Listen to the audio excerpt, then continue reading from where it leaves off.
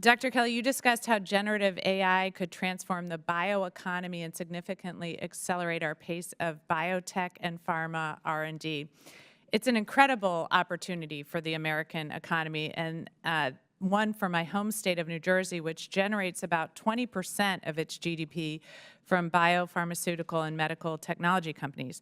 So can you discuss how biotech companies are currently using AI to expand their innovation and competitiveness, and what barriers currently exist to greater usage of AI by U.S. companies? Yeah, so you now see a number of companies using it in the area of protein design. So a lot of these therapeutics are proteins. And I would say the barriers are largely around aggregating data in the biology space. So the reason we had that ChatGPT moment here in the US is we had a big data asset called Common Crawl, which was, now I understand OpenAI is getting sued over this now, but it was a big scrape of the entire internet. And the reason we have the image models is we had something called ImageNet, which was an open, available training set of images and what was in the image. Well, there's been some early success in protein design for AI because the government has a database called the Protein Data Bank, which has all the structures, the shapes of all these proteins. And so that means if you know the gene and you know the shape, you can build a model that predicts the shape. We don't have many other PDBs. And so I think there's a coordinating role the government can play to pull data. Let's take safety data. Why don't all the biopharma companies share all the safety data they've had on failed drugs so that we put that into a big pool data set and we start to have AI models that could also predict the safety in advance of a clinical trial by having that data? That is not a data asset today. It's all siloed in these companies.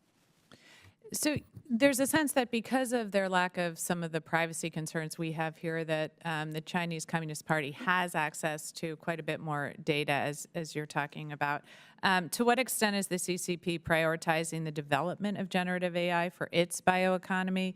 And how advanced are their models compared to those used by the American firms? And how successful have Chinese firms been at integrating AI into their R&D process?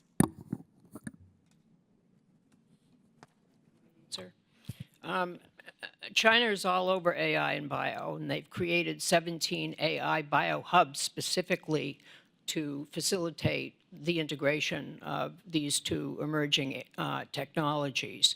They have ordered their large internet companies who are very good at AI to pay attention to health and start using their expertise to help biotech companies develop new drugs and so forth.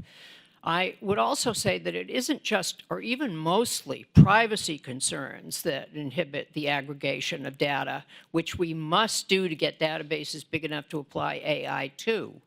It's mostly proprietary concerns. It's, I don't want to share with you, I'm going to get rich on this myself.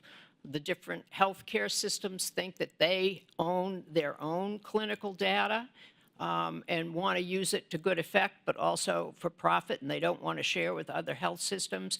We need to start modeling different ways of collecting and sharing data for different purposes. There's a number of models out there that wouldn't damage privacy, wouldn't damage proprietary concerns, but we need government to sponsor them and figure out which works in what situation.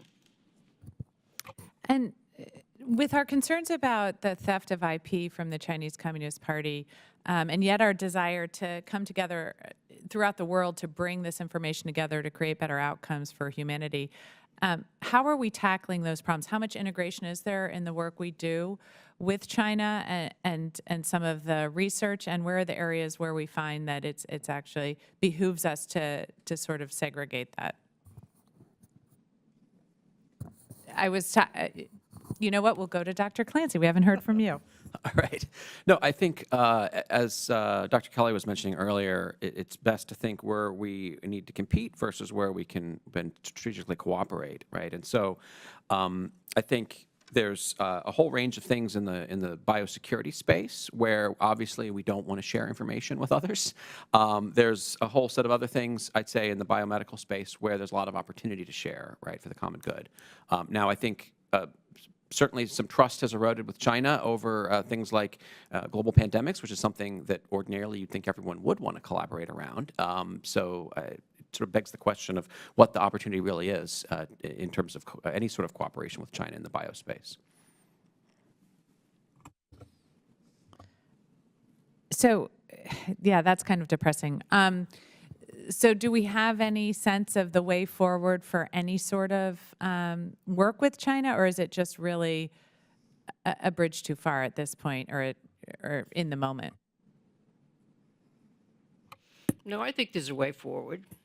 BGI was founded out of a desire of some graduate students, Chinese graduate students in America, to participate in the Human Genome Project.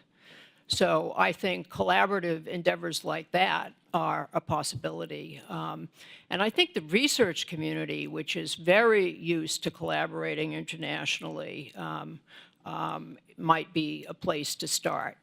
There's also evidence from COVID that even pharma can cooperate on sharing pre-competitive data. So I think there are opportunities out there.